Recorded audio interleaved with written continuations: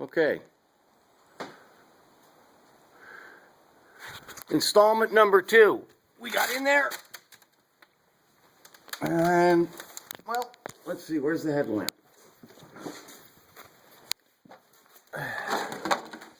Try that again. Okay. Slid back the drive shaft tube, and what do we find?